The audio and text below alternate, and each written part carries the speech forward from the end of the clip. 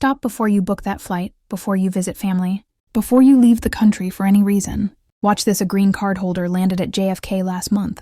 Valid passport, valid green card. 10 years in the US, no criminal record. 2 hours later, he was sitting in a small room answering questions. Sweating, his wife was outside waiting. No answers. What did he do wrong? He made one mistake, one silent mistake, that millions of green card holders make every single year, and in 2026, that mistake is getting flagged faster than ever. Here's the truth. Traveling as a green card holder is not illegal. It's not banned, it's not even restricted. But there are 8 rules, 8 invisible traps, and if you break even one of them, your next trip could be your last easy trip. Rule number 3 is the one that destroys most people. Stay with me now. Let me be very clear about something. This video is not here to scare you. This video is here to prepare you. There's a lot of noise online right now. A lot of panic, a lot of confusion. Some people say green card holders should never travel. That's not true. Some people say nothing has changed. That's also not true. The truth, it's in the middle. Here's what's actually happening in 2026. Enforcement is tighter, scrutiny is higher. Officers have more tools, more data. More questions. Does that mean you can't travel? No. Does that mean you should travel blind? Absolutely not. The difference between a smooth re-entry and a nightmare. Preparation, that's it. The people who get stuck, they didn't know the rules. The people who walk through, they came prepared. So here's what we're doing today. I'm giving you 8 rules. 8 traps that catch green card holders at airports. Every single week for each one. I'll tell you the mistake, the consequence, and exactly what to do instead. At the end, a 60-second checklist. You can screenshot before your next flight. But first, rule number 1, and this one is a silent killer. Rule number 1, the 6-month trap. Listen carefully every time you leave the United States. A clock starts ticking, you have 6 months. If you stay outside the US for more than 6 months, in one trip you have a problem. Not a small problem, a big one. Here's what happens when you return.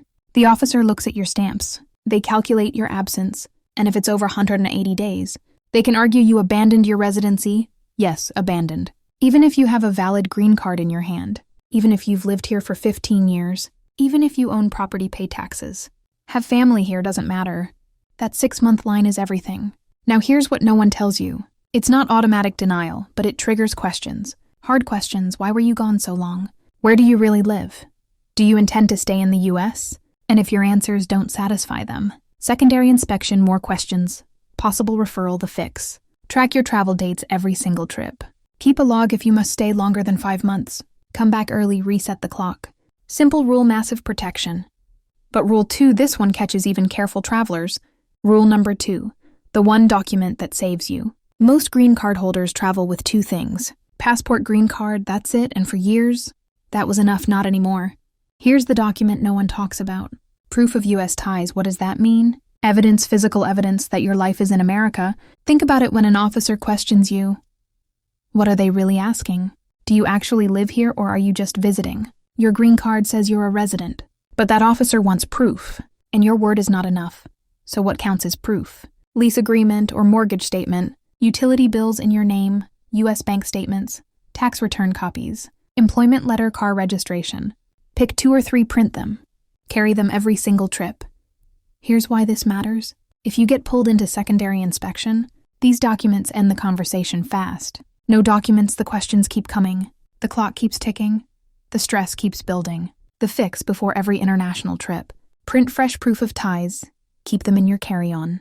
Not checked luggage carry-on. Simple paperwork, massive difference. Now rule 3, this is the big one.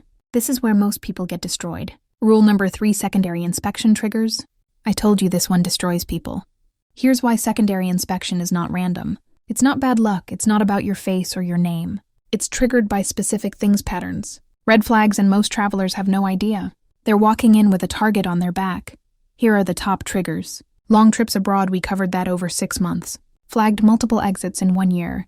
In and out, flagged. Inconsistent answers, you say one thing. Your documents say another. Flagged, no proof of US address, flagged. Previous immigration issues, even small ones, flagged. Flagged traveling from certain countries. We'll cover that in Rule 8, flagged now. Here's the trap, you can't control all of these, but you can control how you respond. When you're pulled aside, 3 things matter. Stay calm, answer short, don't volunteer extra information. Nervous rambling, that makes it worse. Where do you live? Answer. Your US address, stop. Why were you gone? Answer 1-sentence reason. Stop the fix, know your triggers before you travel. Prepare your short answers. Practice them. Rule 4 is next. And this one is brand new territory. Rule number 4. The phone and social media question. This one shocks people. Yes, they can ask about your phone. Yes, they can ask about your social media. And yes, it's happening more in 2026. Here's the situation at the border. Officers have wide authority. They can request to see your device. They can ask for your social media handles. Can you refuse? Technically, yes. You're a green card holder, not a visitor, but here's the problem. Refusal creates friction. It raises suspicion. It can extend your inspection by hours. So what do you do first? Know what's on your phone before you travel. Photos, messages, app search history, anything that contradicts what you told the officer. Problem: you said you were visiting family for 2 weeks, but your messages show you were working remotely. For a foreign company, big problem. Second, you don't need to unlock everything. But don't lie if they ask. Do you have social media? Don't say no if the answer is yes. Lies at the border are worse than anything. On your phone, the fix. Review your phone before every trip. Delete nothing suspicious, just know what's there. Rule 5 is coming. This one catches people who think they're safe. Rule number 5, the tax filing gap. This one blindsides people. You think border officers only check passports and stamps. Think again. Here's what's changed. Systems are connected now more than ever. And one question is coming up more and more. At inspection, have you been filing U.S. taxes? Wait, what? Yes, as a green card holder. You are required to file U.S. taxes every year. Even if you earned money abroad. Even if you owed nothing, filing is not optional. It's proof of residency, and here's the trap. Let's say you spent 8 months overseas. You come back, officer asks about your trip. Then they check records, no tax filing for 2 years. What does that tell them? You weren't living here. You abandoned residency. Your green card might not be valid anymore. See the problem? It's not just about money, it's about evidence. Tax filings prove you still consider the U.S. your home. No filings, no proof, the fix file every year. Even if you owe 0, even if you were abroad. Keep copies of your last 2 to 3 tax returns. In your travel folder, Rule 6 is next. This one confuses almost everyone. Rule number 6, traveling with expired documents. This one confuses almost everyone. Here's the question I hear constantly. My green card expired, can I still travel? The answer: legally, yes. Practically dangerous, let me explain. Your green card can expire, but your status doesn't automatically expire with it. If you renewed on time and you're waiting for the new card, you're still a resident, but here's the trap. Airlines don't know immigration law. Gate agents see expired card. They panic, they deny boarding. Now you're stuck overseas fighting with airline staff, missing your flight, and even if you board, when you land, that expired card triggers questions. Extra scrutiny, longer wait times. So what's the solution if your card is expiring? Renew early, file Form I-90. At least 6 months before expiration. If you already filed and you're waiting, carry your receipt notice. It proves your renewal is in progress. Also, check your passport expiration. Many countries require 6 months validity, remaining expired passport plus expired green card. Recipe for disaster, the fix. Check both documents 6 months before any trip. Renew early, carry receipt notices. Rule 7 is crucial. This one protects long-term travelers. If you get it right, rule number 7, the reentry permit mistake. This one can save you or destroy you. Depending on timing, here's the situation.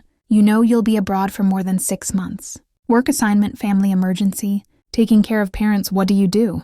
You apply for a reentry permit. This document allows you to stay outside the U.S. for up to 2 years, without automatically triggering abandonment questions. Sounds perfect, right? Here's the mistake: you cannot apply from abroad. Read that again, you must apply. While you're physically in the United States, you must complete biometrics before you leave. So many people think I'll apply when I get there. No, wrong. Too late. The permit takes months to process, sometimes 8 to 12 months, and you must be here to start it. Another mistake: thinking the permit guarantees entry. It doesn't. It reduces scrutiny, it shows planning, but officers can still question your intent. The permit helps, it's not a magic shield. The fix: planning a long trip. Apply for reentry permit immediately. File Form I-131, do biometrics, then leave. Timing is everything.